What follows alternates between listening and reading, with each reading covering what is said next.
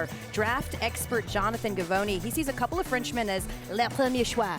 Oh. That was Google Translate. And Zachary Ricochet, Alex Sarr, then, of course, those household names we know, Donovan Clingan of UConn and Rob Dillingham, as well as Serbian point guard. We just heard Woj mention him. Nikola Topic rounds out a very international-looking top 5. So we've never had 2 foreign players go 1 and 2 overall. Woj, is there a consensus that's starting to build at all amongst GMs on which players are going to hear their names called early? Elle, the only real consensus, you talk to the executives who are in this lottery, is that this is probably the most unsettled first round since 2013. That was a draft where Anthony Bennett went number 1 overall, and the 2 best players in that draft, Giannis Antetokounmpo, Rudy Gobert, they went 15th and 27th.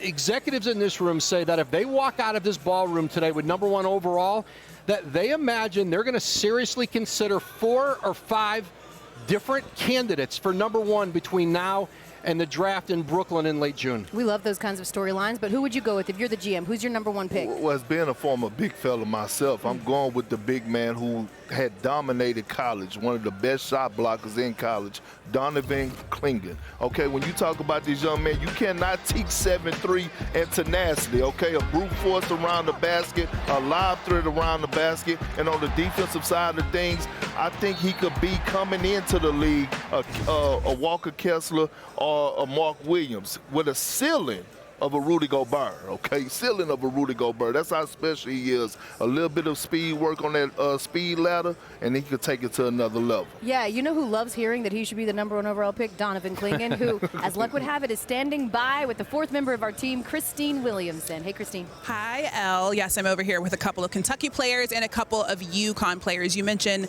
Donovan Clingan, DC, my guy. We obviously saw you win back-to-back national championships. Now you're moving into the draft process. There was a moment in your basketball career where things really shifted for you. You began to take basketball a little bit more seriously. It was in 2018, unfortunately, when your mom passed away from cancer. I saw you post earlier today saying, "Happy Mother's Day, Mama. I love you. I miss you more than anything." How has her legacy really influenced where you are right now? Yeah, she's the reason why I do everything I do. She's looking down on me. She's smiling down on me. I'm just trying to be the best version of myself, be the best version, of a player on the court. I'm just trying to make her proud, make her smile, and at the end of the day, I'm just trying to make her proud. She's smiling down, and I know she wish she was here, and wish she could see me on this journey. But I know she's proud, and I'm excited for what's next. Yeah, for sure. I'm sure she's very proud. A lot of people saying that you could go number 1 overall. All right, Stephon, your teammate, also a national champion. I'm going to give you a name. Andre Drummond. That is the only freshman ever drafted out of UConn. What makes you confident that what you did at UConn in your 1 season there is going to make you the next one? What makes me confident, I would say just being there the short time I was there, I feel like I really learned how to win. I was blessed to be able to play with, a great coaching staff. I learned a lot. And I feel like there's so much more to my game that, I wasn't able to show there, but, we still got the job done. So I got a lot of confidence just, for my future.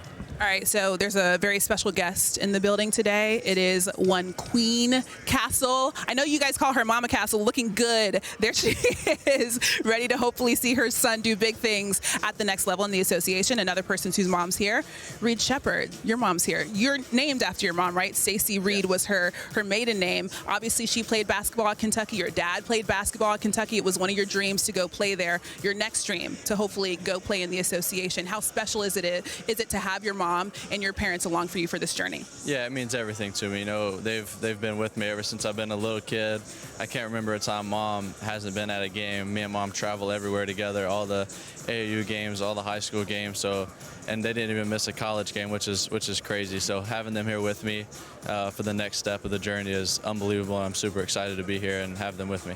And you cleaned up because you shaved your mustache. We talked about that a little bit earlier. All right, Rob with the shifts, a.k.a. Rob Dillingham, ready for the occasion. All iced out. We see the shirt. We see the pants. I saw on your Instagram story not too long ago, you said, "Dear me, in 6 months, I promise to make you proud." What have you done over the last few weeks since your season ended to make that come true?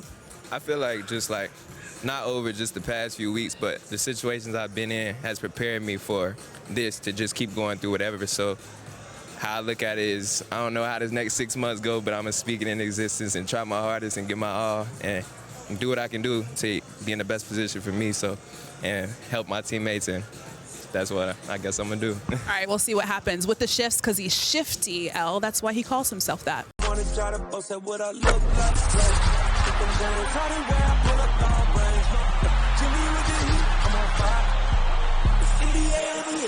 fire.